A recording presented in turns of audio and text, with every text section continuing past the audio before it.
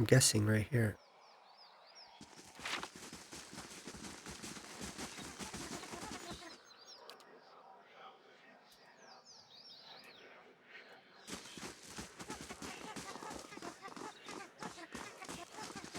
Hail, Estramor.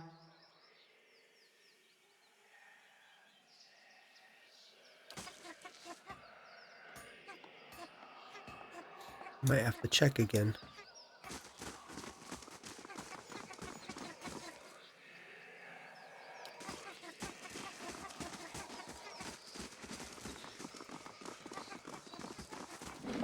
Let me look real quick.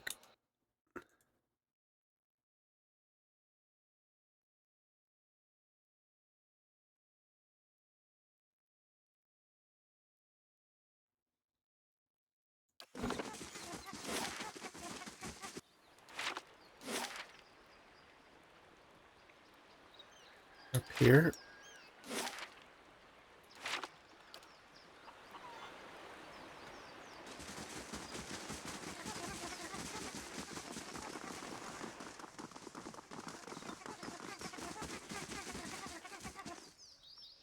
I have What do questions. you wish to know?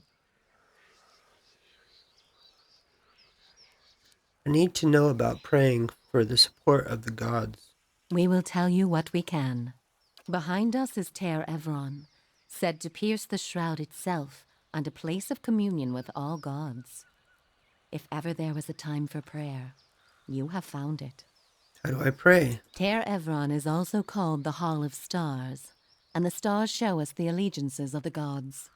When stars are in conjunction, we know the gods they represent are aligned as well. You should choose a place to pray where you'll be closest to those you want to hear you. If a god stands alone, you should pray to that god. If they band together, you should address them all.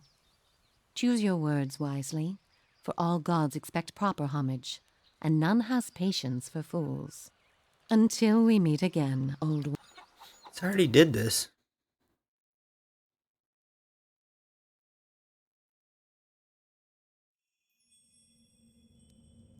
Um.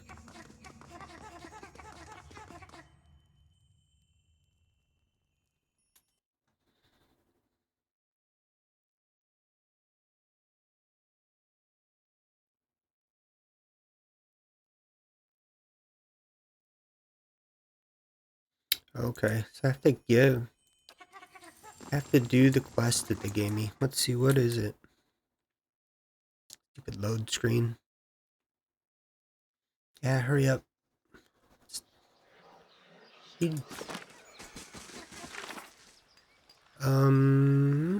Council of the Stars. Earn divine favor.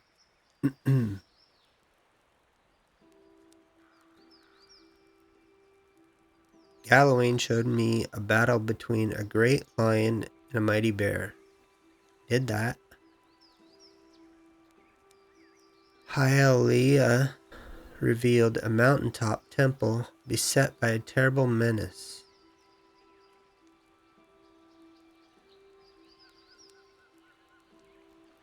Brath gave me a vision of a dwarf and an elf on an eerie road. Both perished at my touch.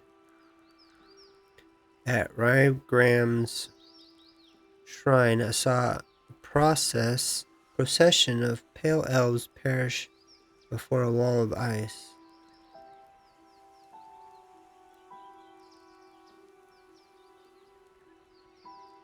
Oh, that's perfectly clear. I think I have some of those quests, but let's see. There's an advice. I think that's that one.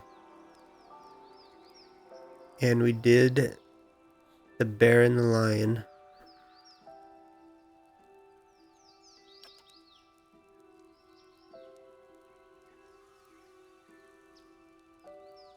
So that's the other one.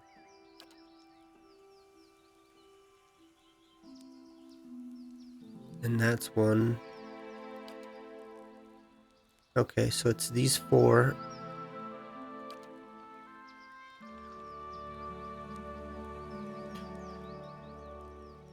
Return to Gallowayne at Ter Evron and Elm's Reach.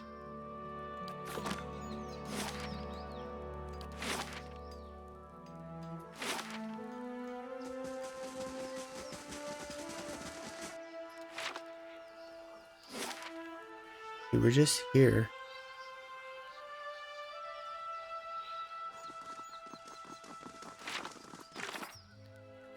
I resolved the stalemate between the beasts. I may now receive my blessing from the Seeker God himself.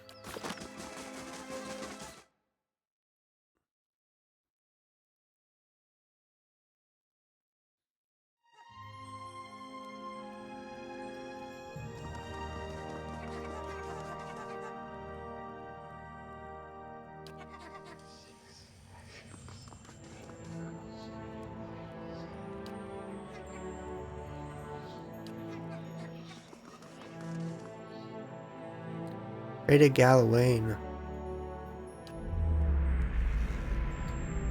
You kneel prepared for the shift this time. The cool stone gives way to warm soil, soft and loomy. Candle smoke dissipates, replaced by the musk of the forest. The hound howls from the foliage. I've come to seek Galawain's favor. The howling beast falls silent and you hear a rustling in the foliage nearby. Something is watching you. Howl back. Something leaps from the bushes nearby. You find yourself pinned on your back and staring into the eyes of a massive hound. The beast looks at you. Gleaming fangs protrude from the sides of its mouth. Its nose twitches as it inhales your scent, staring at your shoulder and proceeding down the length of your arm. You follow its nose to your hand, which is covered in blood. A tongue as red and meaty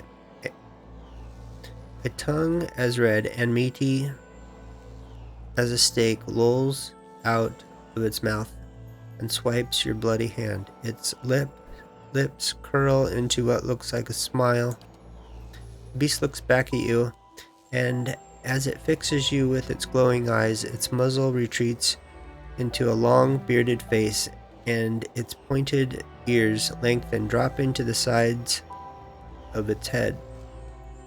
What was a massive hound becomes a giant man, his broad, muscled shoulders draped with fur. He holds a flint knife to your neck and grins, revealing a row of long, pointed teeth. The lioness reigns still, and soon her cubs will rise. Why did you strike the bear down?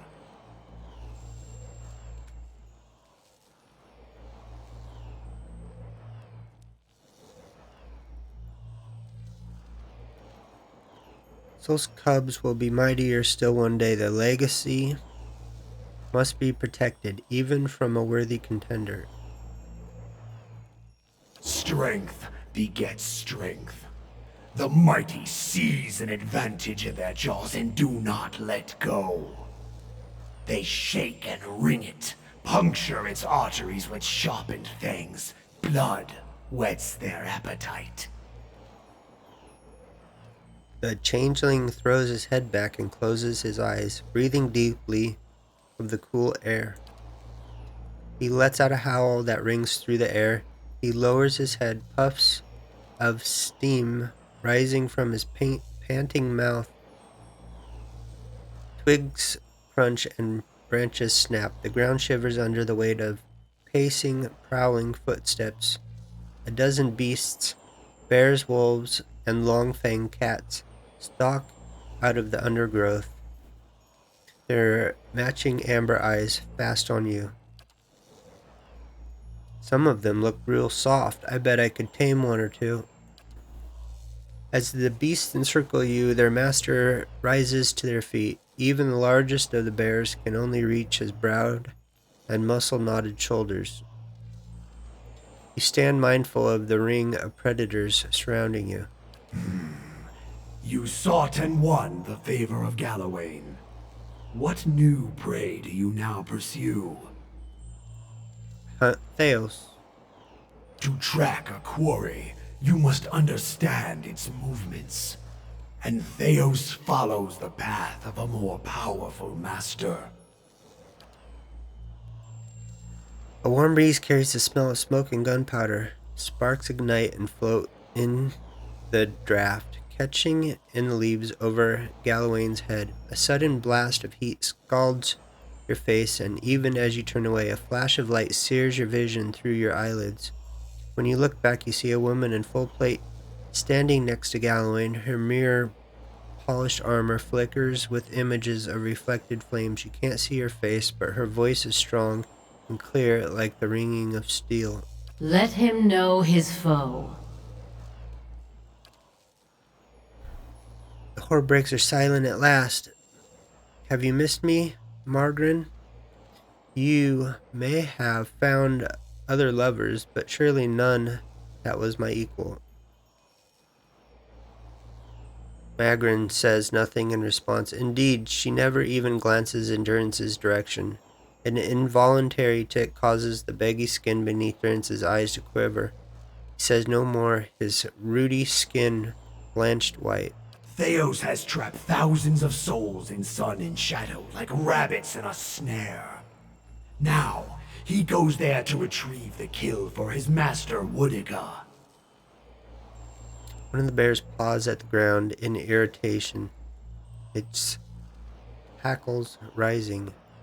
She will feast on them, suck their marrow, grow strong on their essence. Why would Theos help Woodica? Because he is her hound. He has always done her bidding. Woodica stands for an old order. So does Theos. A golem made of blackened pitted iron steps out of Margarin's shadow. Its movements are slow yet precise, each footfall accompanied by the groaning and grinding of metal. Steady orange glow of furnace coals emanates from its eye sockets. They both fear change, and the Deerwood has changed much recently. People find answers not in the gods, but in animancy, the product of their own labors. And why not? When they have learned that even a god can be killed. Durance's eyes are wide, his beard is matted with sweat. Was that not as you commanded, my lady? We sought only to stoke your pride by bringing your vision to reality. Margarin stands still, unwavering. It is as though she had not heard him at all. What should I do about it? Track Theos. Follow the trail he has left for you, and corner him in sun and shadow. You must stop him before he empowers Woodica. And if you do, you will have a different decision to make.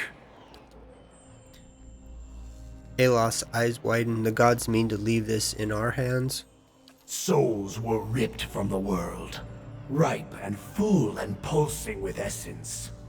Scatter them like bones to a pack of dogs. Their essence will strengthen the souls of the Deerwood. Let the remains of the dead feed the survivors. Why would it feed the lost soul's essence to the rest of the Direwood? To breed strength. Power is born from the mixing of essence and blood. What Theos did cannot be undone.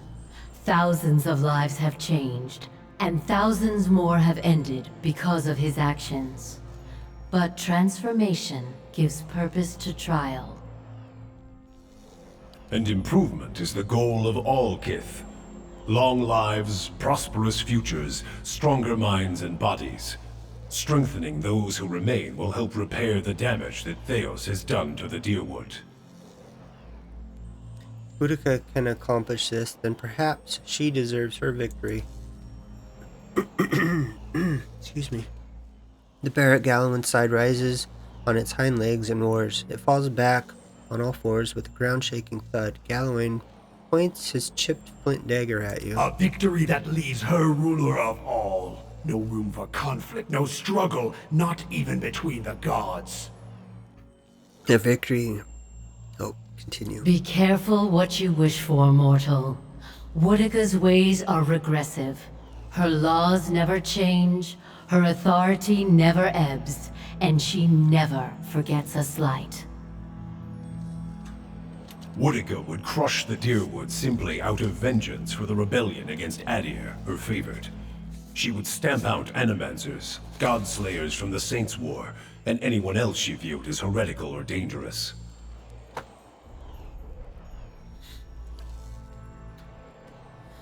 It'd be justice for the purges to see some of the persecutors face her wrath, but not the right kind of justice, not the kind that heals. Now I've got to find Thales. And when you descend the pit to Sun in Shadow, you can count on our assistance to see you safely through. As I hope we can count on yours when you reach the bottom. There are many souls upon the Burial Isle that are sworn to serve us. They belong to you now, and they shall guide your descent. Ernst's face is grave. Beware the promises of a God Watcher. They are binding, but only in one direction.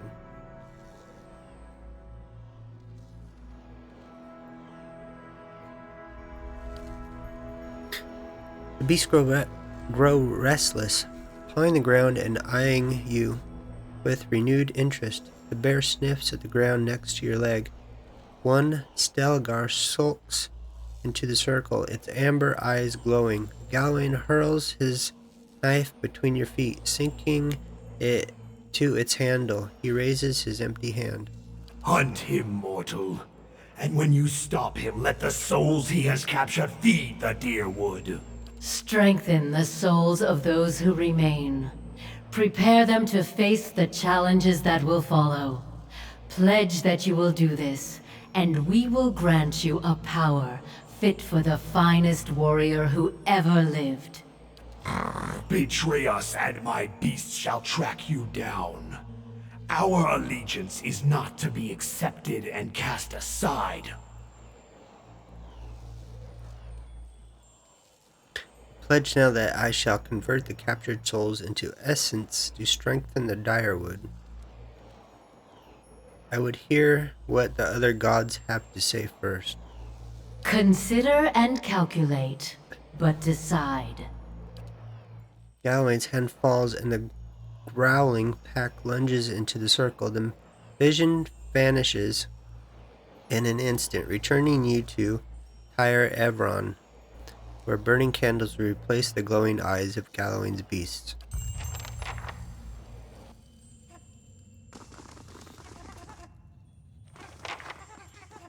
So to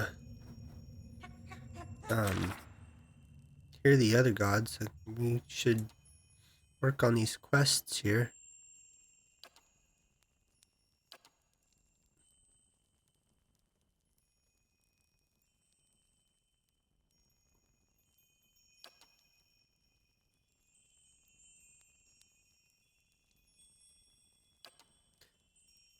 Those two are at Noonfrost. Enter Noonfrost, locate in Noonfrost.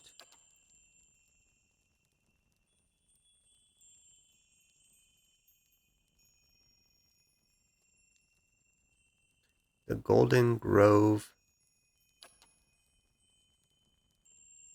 Hyla's Temple.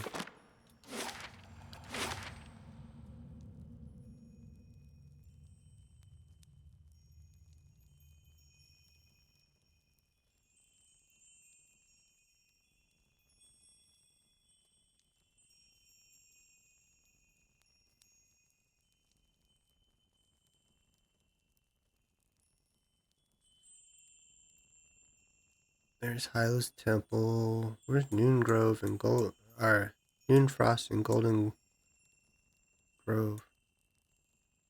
Turning Falls. Let's see.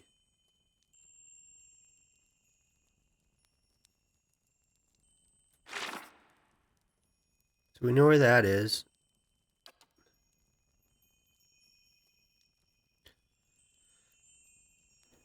Mentioned a place called the Golden Grove. And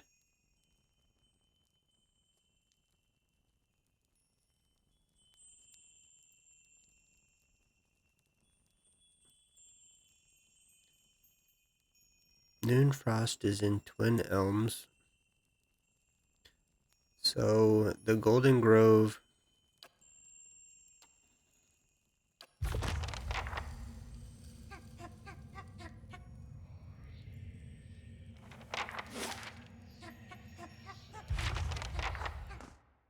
is also in Twin Elms.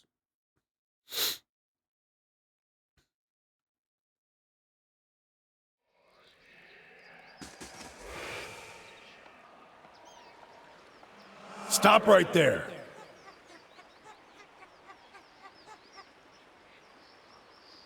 Okay.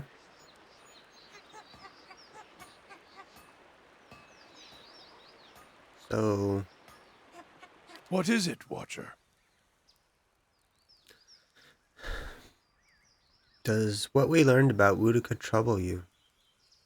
It stinks of her. It is justice, but if her greater purpose was to think Margaret would fall prey to such deceit. And Aethys. Widewin had always claimed to be invading Deerwood to free it. What if it were true? What if he had come to stop Woodica's plot before it began? Surely Aethys earned his death at Godhammer Citadel, but not for those reasons. Not to keep him silent. If such a thing has brought about this chaos, must we always be tools of gods? If Woodica and Margrin, if they are the cause of this, the Hollowborn, if the purges were never necessary, if Aethys was fighting back,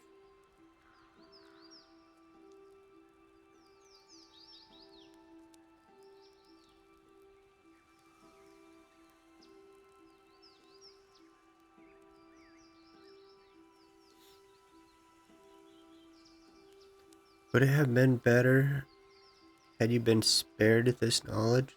no, I am glad to have walked this far with you, seen this truth. Perhaps it was what I was meant to see, with a watcher's eyes. All these dances of words and intrigues, machines of men, twisted, ripping the souls of children, and by the gods, the goddess of justice. If I could end her like Aethys, Margrin burned her once. One can do so again. Woodica, she must answer to her own justice. Justice or revenge? Anyone with a shred of spirit seeks both justice and punishment. It burns in the heart of anyone who lives. All seek it. If the world does not balance, we all drown in the oceans. And the gods would not care. Margaret, she must be redeemed. And punishing Woodica, that will serve.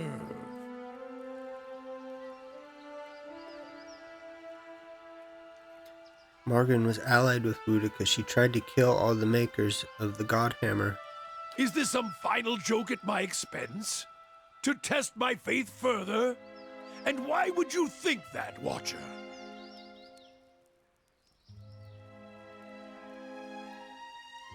The others who made the Godhammer, they all died, didn't they? That's why I saw their symbols fade from your staff. If all you have are questions, then I have enough of those. She is a bitch of a goddess, to be sure. But even a whore only goes so far in crossing those she serves.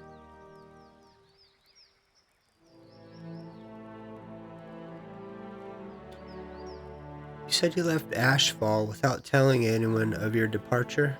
You answer a question with a question. Then why did I feel her disappointment at Halgot?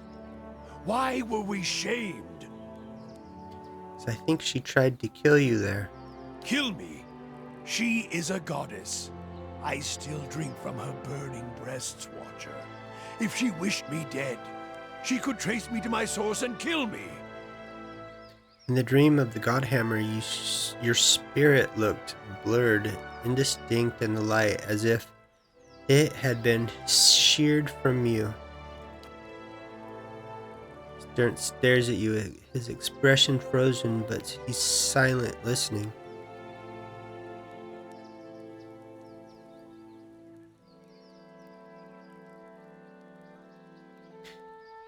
If you had been damaged, as I saw in the Godhammer vision, then she may be unable to see you as you once were. Ernst turns from you for a moment, his face twists in thought, conflicting emotions running across his features. Finally, he turns to you, his face steady. There's no proof, Watcher. I was a fool to think you could help me see any farther than I could. If you don't trust me, then trust your staff. Admit that the other Godhammer builders are dead. Ernst turns to the staff, and for a moment you see his eyes burning, taking in the edges of the wood, the symbols inlaid there, the elven faded circles. They died in the blast, yes. The other 11. I was the only one to walk away. I thought we had wronged our goddess. That this was my trial, and if I could prove myself worthy of her! I should have known better. There is only one God of redemption, and I saw him ended. As he studies his staff, you feel a wave of heat, a terrible energy rolling forth from it in waves, so much so it feels as if the Godhammer itself is alive in his hands, and past it, you hear a cry like a child being born, and your eyes feel the flash of white. Then 100 images, shades of purple and white, streaming and circling into the howling of a storm, and beneath it the grinding of ancient machines of stone, rock and metal, grinding and turning until all around you feels as if it's burning, sinking into the shadow of the earth beneath the ground, the only place where a spirit might find refuge.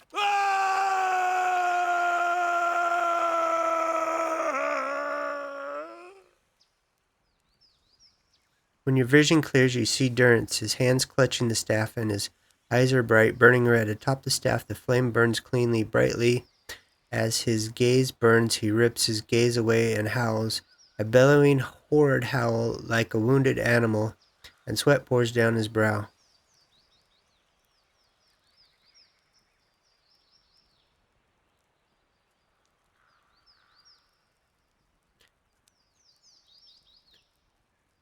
We can see that justice is served to her and Wutica both. To think I served her, I followed her.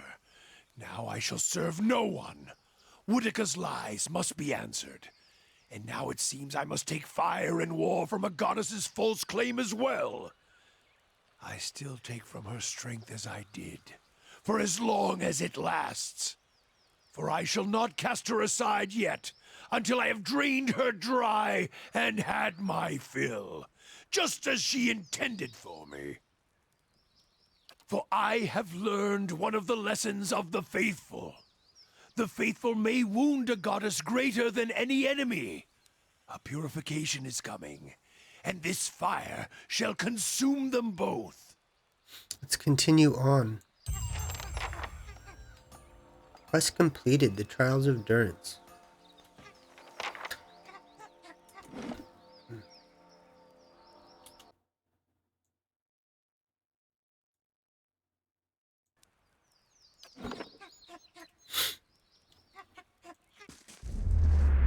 You're in the wrong city, Inquisitor. Did you think you wouldn't be recognized here in your old home? I've seen your trials with my own eyes.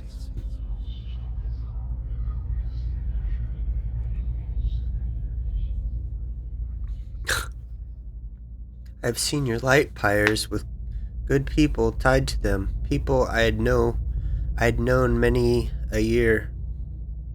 They deserve your confession. Suros, what are you doing? Startled, the soldiers releases you immediately and turns to face the speaker, a woman in a plain wool tunic full fully a head shorter than he, but somehow seeming to tower over him. You have seen this woman's face before, but from afar, bloodied and burned as she lay stretched across an iron wheel. At the moment, it is marked only with concern. An assassin sent by the Inquisition, my lady, daring to approach our camp.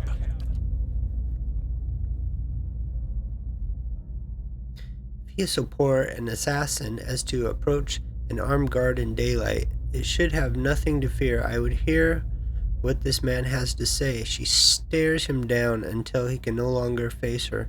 He turns away, sour-faced, watching you through sidelong glances. His knuckles white around the pommel of his sword. Why are you here, Inquisitor?